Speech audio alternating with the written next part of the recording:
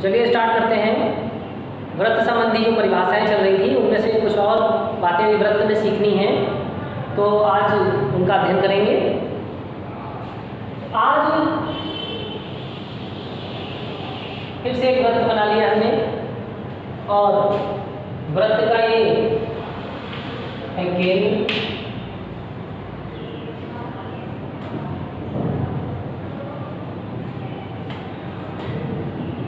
एक बिंदु यहाँ पे लिया ए और एक बिंदु यहाँ से लिया बी, यानी ये एक कट लग गया और एक बी बिंदु पर कट लग गया। परिधि पर हमने एक कट यहाँ ए बिंदु पर लगाया और एक बी बिंदु पर लगाया। अब अगर इस कट की बात की जाए कि ये कट है क्या, ए से जो बी तक की जो दूरी है उसे चाप कहते हैं। इसे क्या कहते हैं बेटा? चाप कहा जाता है। इसके बाद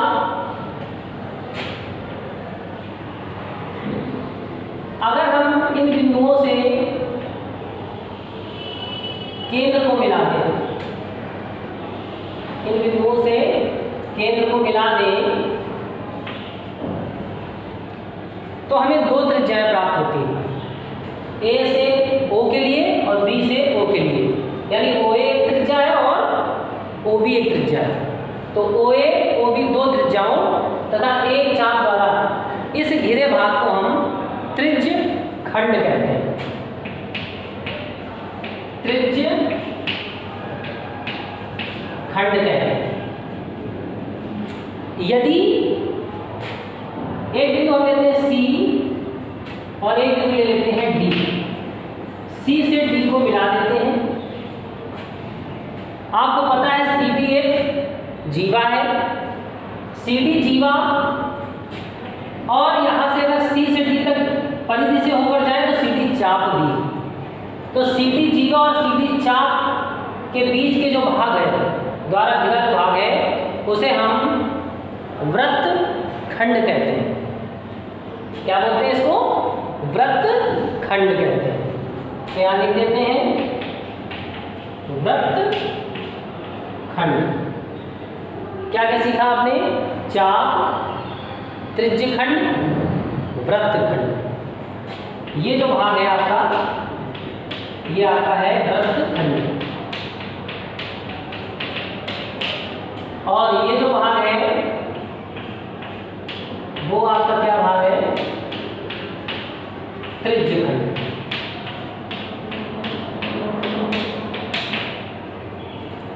अब इनके बारे में लिख भी लेते हैं। सबसे पहले हमने बताया आपको चाप। तो चाप क्या है?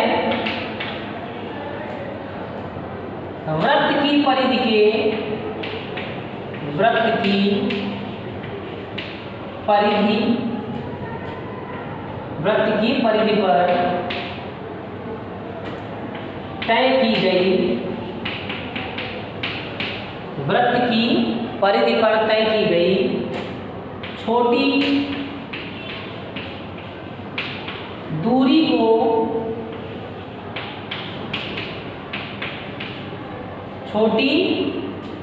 को चाप कहते हैं।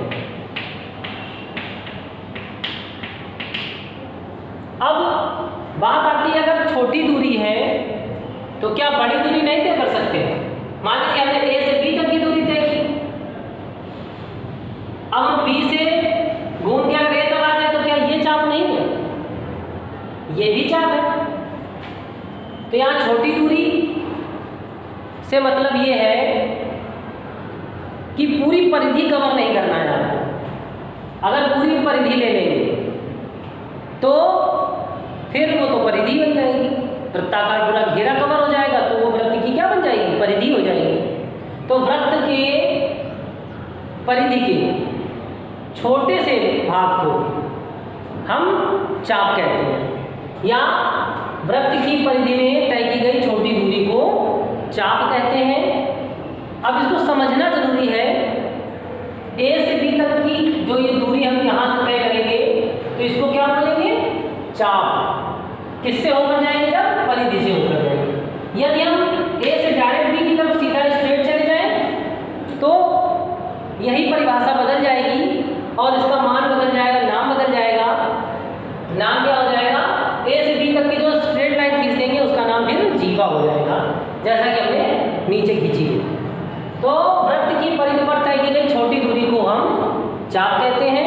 हालांकि चाप की हम और भी परिभाषाएं कहीं दे सकते हैं, लेकिन ये आसान भाषा में एक छोटी सी परिभाषा है, तो इसको याद कर लेना है आपको और लिख लेना है।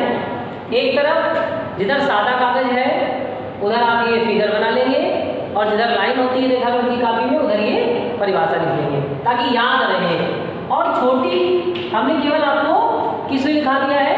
ताकि केवल याद रहे आपको, ये छोटी की जगह बड़ी दूरी भी हो जाती है। चाप के बाद हम आते हैं त्रिज्य खंड पर।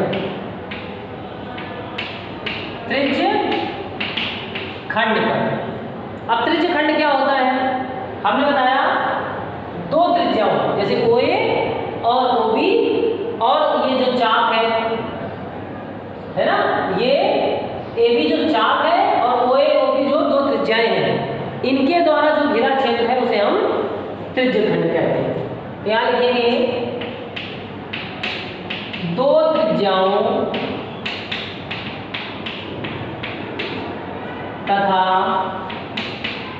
उनके संगत चाप, है ना, दो त्रिज्याओं तथा उसके संगत चाप, दो त्रिज्याओं तथा उसके संगत चाप से घिरा क्षेत्र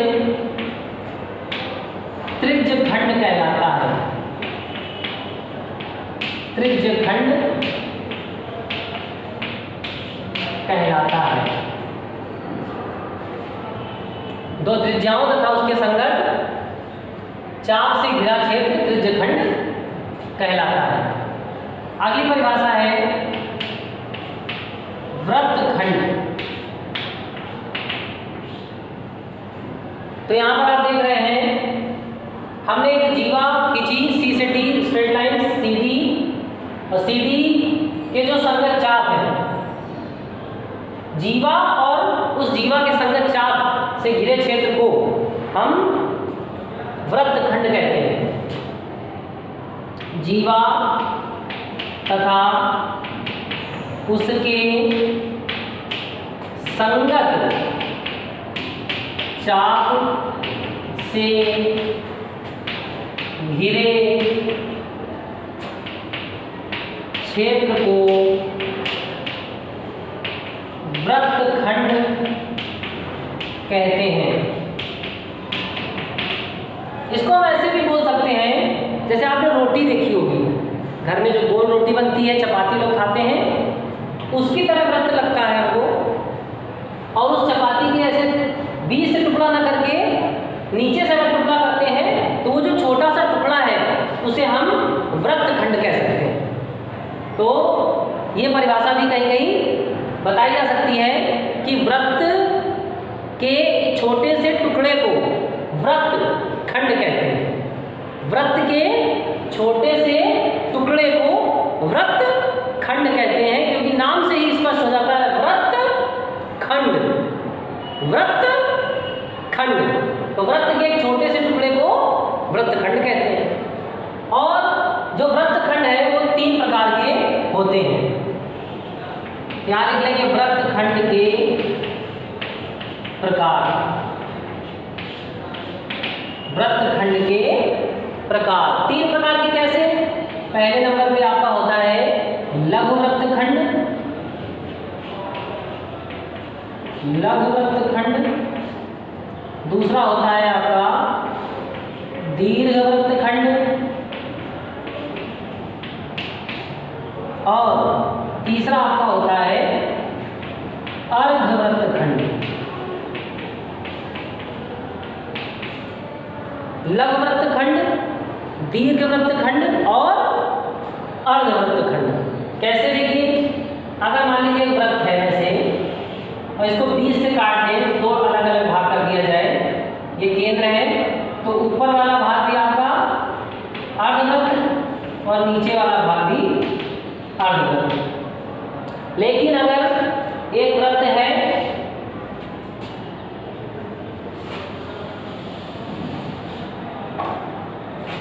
एक वृत्त है और यहाँ पर एक हमने ऐसे जीवा खींची, तो जो ऊपर वाला भाग है आपका वो छोटा भाग है, तो इसको बोलेंगे लघु वृत्तखंड, और जो नीचे वाला भाग है वो बड़ा भाग है, उसको बोलेंगे दीर्घ वृत्तखंड।